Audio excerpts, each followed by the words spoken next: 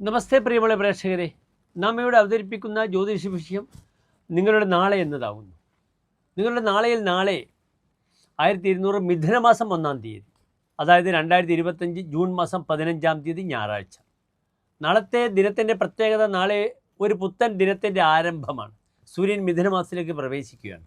അതിനാൽ പ്രിയപ്പെട്ട പ്രേക്ഷകർക്ക് നാളെ മലയാള മാസം 1-ാം തീയതി എന്ന പരിഗണന വെച്ച് ക്ഷേത്രങ്ങളിൽ പോകാം, നിങ്ങളുടെ ധർമ്മദൈവ സങ്കേതങ്ങളിൽ പോകാം.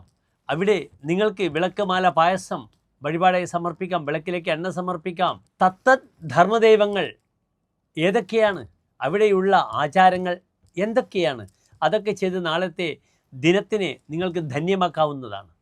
നാളത്തെ ദിനം ഞായറാഴ്ചയാണ്, അതിനാൽ എല്ലാവർക്കും ഫ്രീയുള്ള ദിനമായിരിക്കാം. നാളത്തെ നക്ഷത്രം മഹാവിഷ്ണുവിൻ്റെ തിരുവോണ നക്ഷത്രമാണ്. അതിനാൽ വിഷ്ണു ക്ഷേത്ര ദർശനം വളരെ അനുകൂലമാണ്. വിഷ്ണു ക്ഷേത്രത്തിൽ വിഷ്ണുവിന് തുളസിമാല പാൽപ്പായസം വഴിപാടായി സമർപ്പിക്കുക.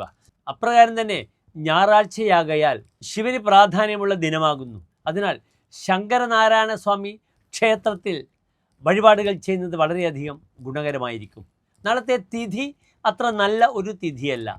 കറുത്തപക്ഷത്തിലെ ചതുർത്ഥി തിഥിയാണ്. ചതുർത്ഥി എന്നാൽ രിക്തതിഥിയാകുന്നു. ചതുർത്ഥി, നവമി, ചതുർദശി, 4, 9, 14 തിഥികൾ ഒഴിഞ്ഞ തിഥികളാണ്. തിഥി സമ്പത്തിനെ സൂചിപ്പിക്കുന്നു. അതിനാൽ സാമ്പത്തിക വിഷയത്തിൽ നാളത്തെ ദിനം വാങ്ങൽ കൊടുക്കൽ കർമ്മങ്ങൾക്കൊന്നും അനുകൂലമല്ല. നാളെ സാമ്പത്തികമൊഴിച്ച് മറ്റെല്ലാ വിഷയങ്ങൾക്കും വിവാഹത്തിന് ക്ഷണിക്കാം, യാത്ര ചെയ്യാം, അതിനൊക്കെ മറ്റ് സുഹൃത്ത് സംഗമങ്ങളിൽ പങ്കെടുക്കാം.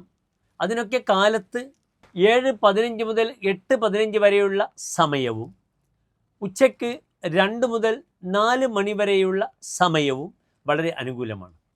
നാളെ വിഷ്ണു ക്ഷേത്രത്തിൽ തുളസിമാല പാൽപ്പായസം വഴിപാടായി സമർപ്പിക്കുക. കാലത്ത് തന്നെ നിങ്ങൾക്ക് വിഷ്ണു സഹസ്രനാമം അല്ലെങ്കിൽ നാരായണ കവചം ജപിക്കുന്നത് അങ്ങേയറ്റം ശക്തിയെ, ഒരു ഓറയെ പ്രദാനം ചെയ്യാൻ പര്യാപ്തമായിരിക്കും. ഏതായാലും മിഥുനമാസം 1-ാം തീയതിയാണ്, ഒരു പുത്തൻ മാസം.